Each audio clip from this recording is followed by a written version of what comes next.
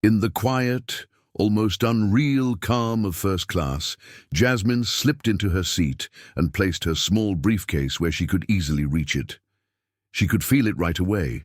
The glances, the sideways looks from other passengers, the crew's measured politeness. It was a feeling she had grown used to over the years, like a shadow waiting in the corners, no matter how many business milestones she reached. She knew luxury. She was not impressed by the sparkling water, the neatly folded blanket, or even the warm towel offered with a careful smile.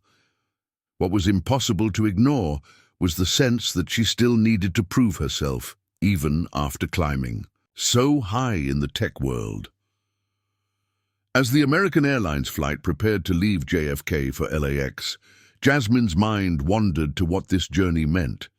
She was on her way to close a billion-dollar deal, the kind of contract that could change the future of her company and signal a breakthrough for black women in the industry. It didn't escape her that many young professionals would be watching her.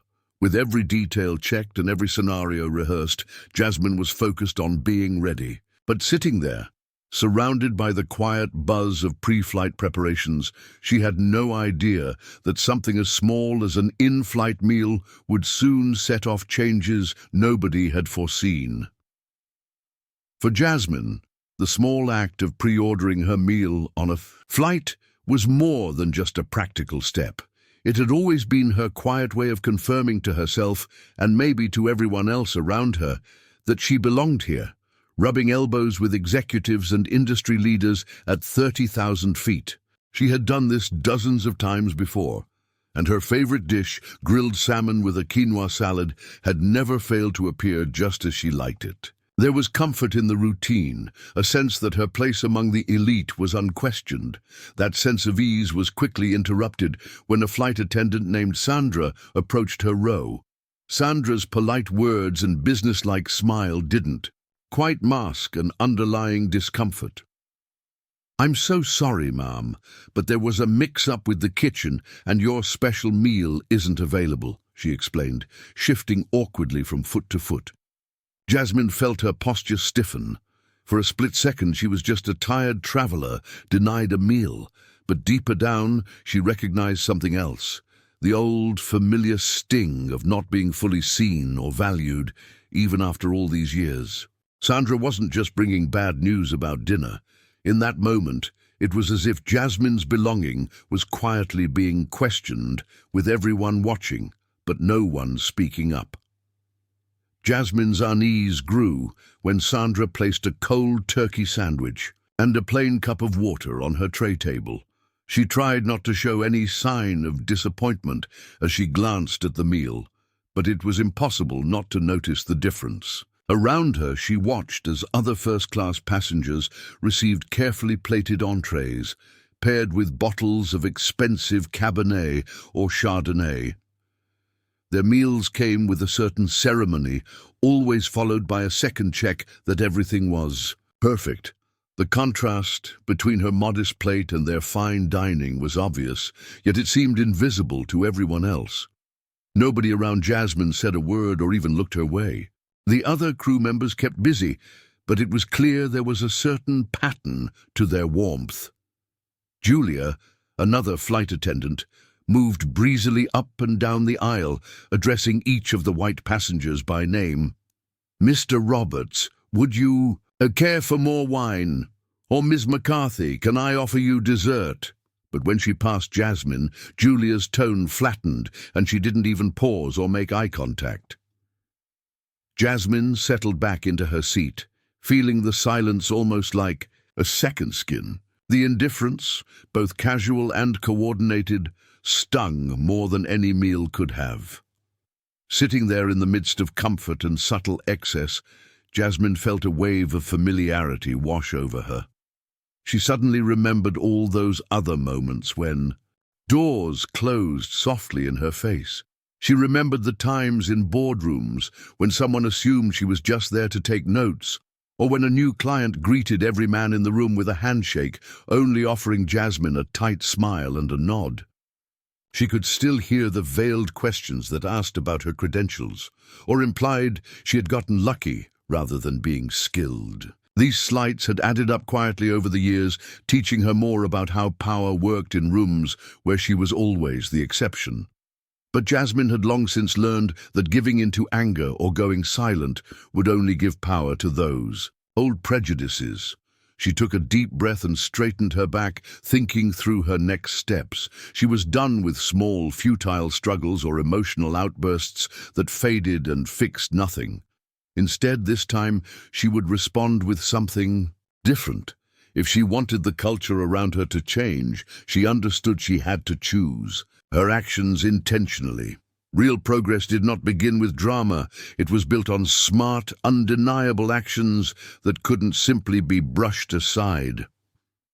With a calm and steady hand, Jasmine reached for her tablet and quietly logged into the secured network her company, Synergy Tech, used for high-level communications. A few gentle taps brought up the company's internal reporting system. Jasmine was careful not to draw attention as she started her search, looking for any mention of Sandra and the rest of the American Airlines crew.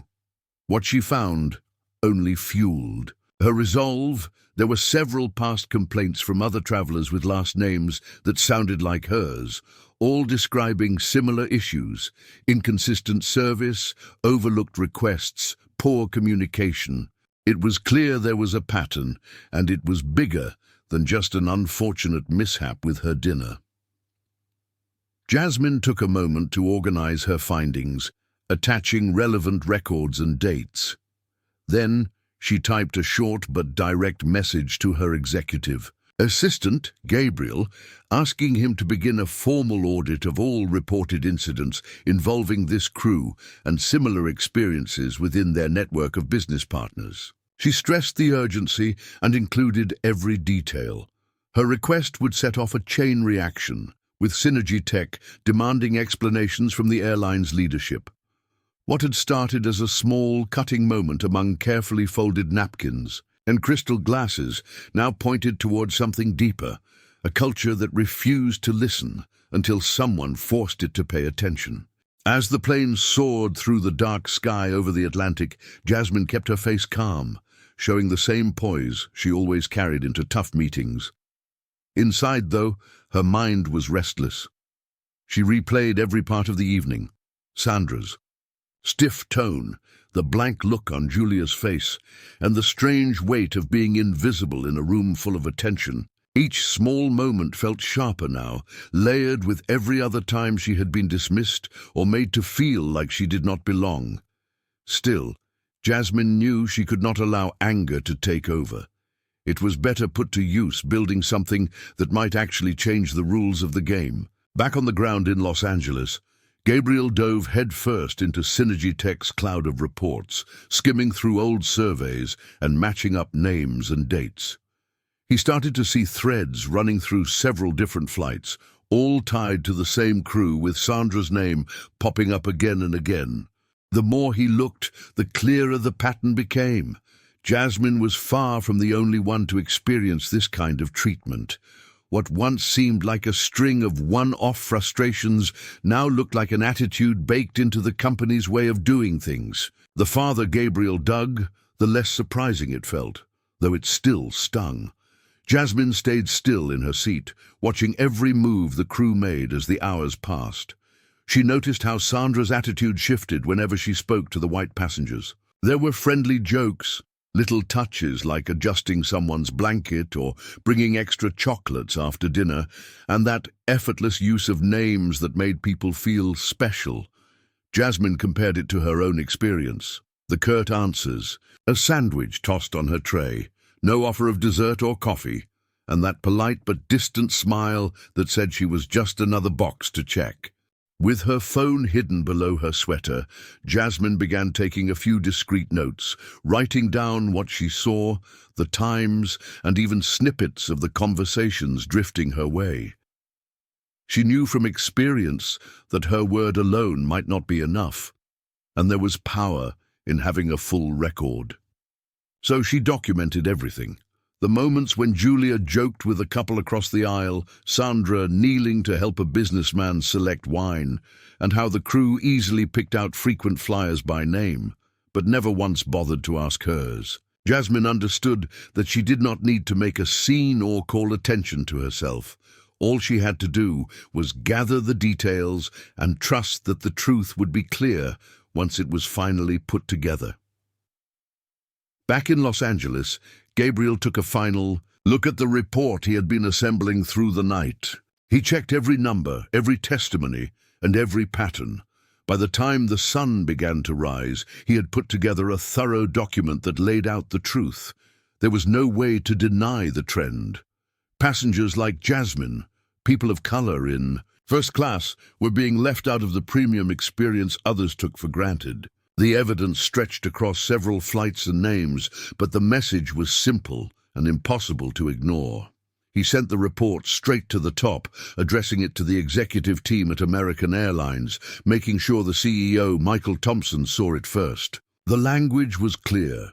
These were not isolated mistakes or misunderstandings, but proof of a system that left certain people on the margins. The impact was immediate.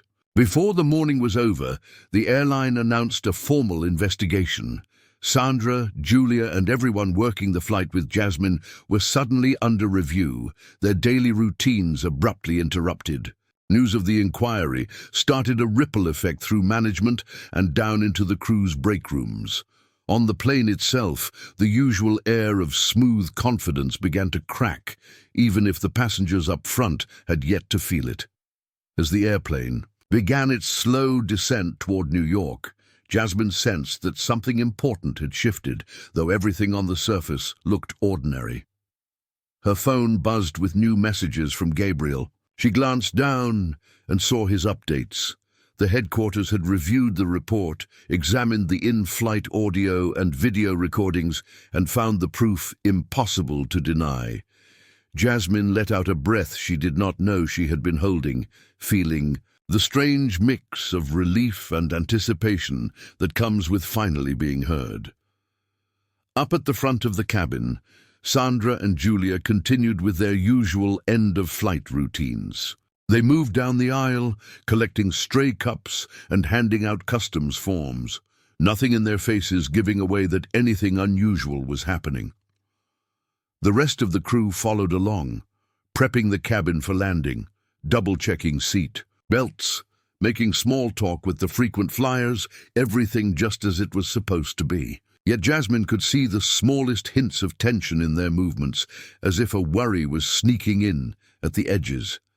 What none of them yet realized was that their everyday habits, practiced for years, were now under a microscope. For Sandra and her teammates, the days of business as usual were coming to an end, and nothing could stop what was already underway. The plane came to a gentle stop at the gate, and as passengers got up to retrieve their carry-ons, Jasmine noticed a small group of senior staff from American Airlines waiting just outside the door. The men and women in navy blazers had official badges and polite, concerned faces. When Jasmine stepped into the jet bridge, they approached right away, offering formal apologies for her experience and assuring her it would be addressed at the highest level. Still, Jasmine kept her response brief. She was not interested in a voucher for a future trip or a well-worded email. Her point was simple. Unless the company made deep, lasting changes, any apology meant very little. Then, with a steady nod, she thanked them and walked on, leaving the matter of justice in their hands. Meanwhile, the flight attendants, including Sandra, were quietly guided away from the rest of the passengers. They were told to follow two managers down a back hallway, ending up in a small conference room lined with folding chairs and a table filled with paperwork. The mood among them shifted instantly. Sandra, usually so sure of herself, now looked uneasy, glancing at her co-workers and clutching her lanyard. She finally understood that whatever protection she thought she had was gone, and this time someone was actually going to listen. Inside the airport, the airline's human resources team and a few lawyers split the crew up into separate rooms. Each flight attendant was called in one by one, leaving their phones with a staff member before stepping inside. The interviews skipped small talk. They started right away with straight questions supported by timestamps, customer statements, and even recorded video from the cabin cameras. Everything was laid out in black and white. Sandra felt her hands go clammy when it was her turn. She was barely seated before they began showing her footage from past flights.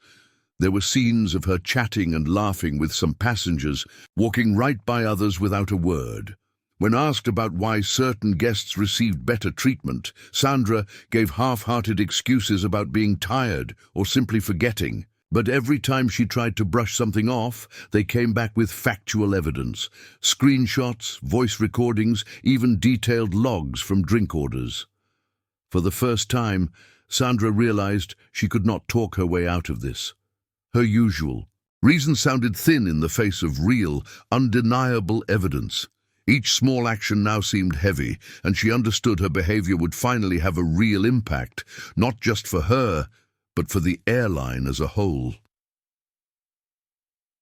At the American Airlines main offices in Dallas, Michael Thompson sat in a glass-walled conference room, surrounded by reports, transcripts, and video stills. He skimmed through the thick stack of documentation, his jaw tightening with every page.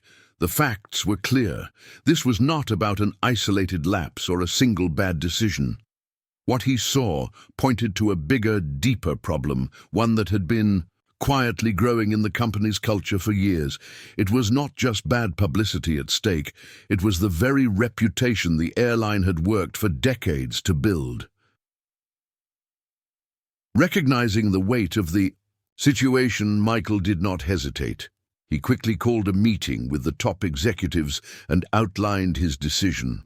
The involved crew members, including Sandra and her colleagues, would be suspended immediately, while the company conducted a more thorough review of all previous flights they had staffed. He also insisted on a full audit of past first-class customer feedback, looking for hidden warning signs they might have missed. Most importantly, he called for an external organization to step in and guide them through a complete cultural reform. Michael was honest with his team. This was not going away quietly, and change had to be swift and real if American Airlines wanted to regain the trust of its passengers.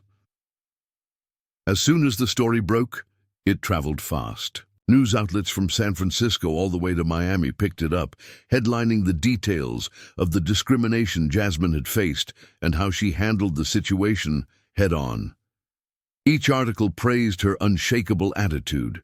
She had stood her ground, in a straightforward but smart way, not just calling out the problem, but pointing to solutions that reached further than her own case. Journalists included quotes from Jasmine's statement right after landing in New York, where she refused personal compensation and instead pushed for real change.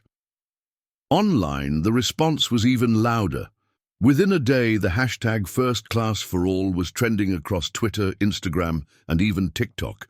People from all sorts of backgrounds began chiming in with their own stories, sharing moments when they felt left out or treated differently because of how they looked or where they came from, especially in high-end spaces like first-class cabins or luxury hotels. The movement grew bigger every hour, with thousands joining in, tagging the airline and other major brands in their posts. Activists and organizations amplified the message, demanding that the entire luxury travel industry take responsibility, not just American Airlines. The wave of voices made sure the conversation would not fade away easily. As public pressure kept building, American Airlines found itself under an intense spotlight from every direction. Investors started to call, asking how the company planned to protect its reputation and fix the culture that allowed this to happen. Government agencies sent official questions, reminding the airline that it had to stick to anti-discrimination rules if it wanted to keep its roots and its status as a leader in the industry. The incident quickly outgrew its place as a single, headline, and instead became a kind of rallying point, a symbol for everyone who had ever been ignored or dismissed because of who they were. Discussions spread to talk shows, podcasts, and even boardrooms in other big brands, as more people began to question what real fairness should look like in every part of daily life. Still, Jasmine stayed mostly out of view. She did not give interviews or post long statements online, yet her example was already taking root all over the internet, and in real conversations, people mentioned her name as someone who had managed to start real change just by calmly demanding respect and not letting herself be brushed aside. Without planning it, Jasmine became a quiet inspiration. More people began sharing their experiences, realizing there was no reason to accept silence or shrug off unfair treatment anymore. During an emergency meeting at the Dallas headquarters, Michael Thompson wasted no time in outlining his next big move. Looking around the conference table at the senior team, he announced the formation of a new Diversity Advisory Board. Then he explained that the company needed real, lasting input from someone who had seen the cracks in their system up close. That is why he wanted to invite Jasmine to help lead the overhaul of American Airlines' customer service policies. His plan was to give her real authority in shaping the changes, not just a token seat at the table. Some of the directors seemed a little taken aback. They had never imagined bringing in an outsider, and especially not a former customer at the heart of a public controversy, to guide such important work. But as Michael explained how quickly the world was changing around them, the mood in the room shifted. It was clear they could not fix things by just apologizing and waiting for people to forget. As tough as it was, they had to show their passengers and themselves that they could admit when they were wrong and do what it takes to improve. By the end of the meeting, everyone agreed. If the company wanted a real future, change needed to start now. Meanwhile, Sandra and the rest of the crew found themselves sitting in front of disciplinary panels, answering for more than just the latest incident. As the investigation dug deeper, old emails and internal chats were uncovered, some going back several years. There were jokes and offhand remarks that in the past, hardly anyone had noticed or bothered to challenge, but now, in the harsh light of public attention, those words felt different. Insurance against speaking up, little moments brushed off as harmless, now stood as proof that the problem was much bigger than just a single flight or a few crew members.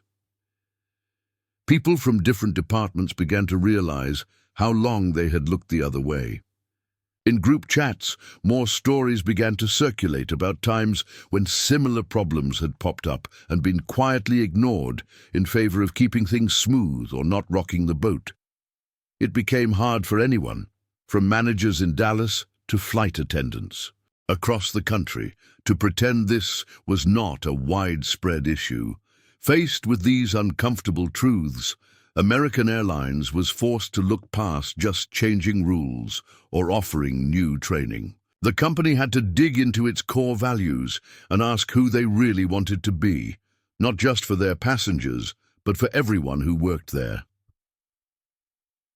The ripple effects from the American Airlines incident didn't stop at their own office doors. Other big airlines and luxury brands across the United States began to feel uneasy, wondering if they might have similar problems brewing. A few companies quietly hired people to review emails, complaints, and staff conversations, hoping to catch any issues before they turned into public scandals. Luxury hotels in New York and Los Angeles started mandatory workshops, and staff meetings opened with frank talks about respect and inclusion. Nobody wanted to be next on the front page for the wrong reasons. At the same time, Jasmine's story touched people well outside the aviation world. Every week, she opened emails and social media messages from young professionals, especially black women, who told her how much her example had mattered. They explained how for years they had tried to fit in quietly, worrying about being seen as troublemakers if they spoke up. Jasmine's calm but steady refusal to let things slide gave them a new model. Many wrote that they now felt more confident to claim their place at the table, even if they had to start small, trusting that their voices would add up over time. Jasmine answered as many as she could, encouraging them to keep pushing forward. At a big international conference on fairness in customer service held in Chicago, the American Airlines case was front and center. On the second day, organizers set aside a full hour to talk about how one event could shake up an entire industry. They played the now famous clip of Jasmine sitting quietly on her transcontinental flight, looking down at the cold sandwich on her tray. The room fell totally silent. The image, simple as it was, had come to mean so much more. People no longer saw just a meal gone wrong. They saw the deeper pattern behind it, where some customers ended up feeling invisible, no matter how much they paid or how politely they asked for help. Managers from big-name hotels, airlines, and even popular restaurant chains watched and listened, many shifting in their seats. A few took notes, others just stared at the screen with tight faces. Most finally understood that real respect was about a lot more than ticking boxes or posting diversity slogans online. It was about the quiet, often unnoticed moments that revealed who actually mattered in their world. The discussion afterwards was blunt. Panelists admitted that if they continued to ignore these small yet powerful signs, they would not just lose money, but miss the whole point of service. A few months later, Jasmine found herself boarding another American Airlines flight. This time, heading from Dallas to Seattle for a conference. She was not nervous, but she remembered how much her last trip had changed for her and so many others. As she settled into her window seat, something caught her eye. A small, neatly printed sign was tucked behind her tray table. It simply read, "Seat of Change, we remember you." There was nothing flashy about it, but the words carried a deep meaning. It was a quiet nod from the company, not just to her, but to everyone who had felt pushed aside in the past. Jasmine let out a soft smile while glancing around the cabin. Everything felt a little different now. Flight attendants moved through the aisles with a new sense of purpose, greeting every passenger by name when possible, making sure no one felt invisible. She noticed small details, like menus in Braille, a more diverse crew, and passengers of all backgrounds looking relaxed as they settled into the flight. For Jasmine, this small gesture confirmed that genuine change had started.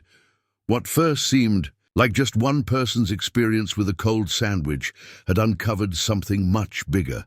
It set off a wave that forced an entire industry to rethink who truly belonged among the clouds. Jasmine's journey became something bigger than a headline or a viral video. In the months and years that followed, people across the United States continued to share her story as a reminder that you do not always need to raise your voice to be heard. Sometimes, all it takes is choosing the right moment to take a stand. Jasmine never set out to become a symbol, but her calm insistence on being treated with respect had a lasting impact that rippled out far beyond one airline or even one industry.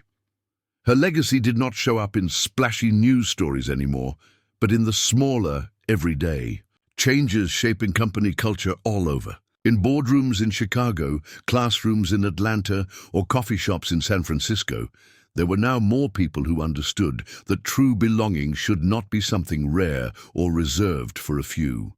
Belonging had to be a right for everyone, no matter their background, appearance, or accent. For those who once wondered if their quiet refusal to accept less would ever matter, Jasmine's story proved it did. With one thoughtful action, she helped force entire systems to stop, take a hard look in the mirror, and move forward in a way that included everyone, often without anyone needing to shout at all.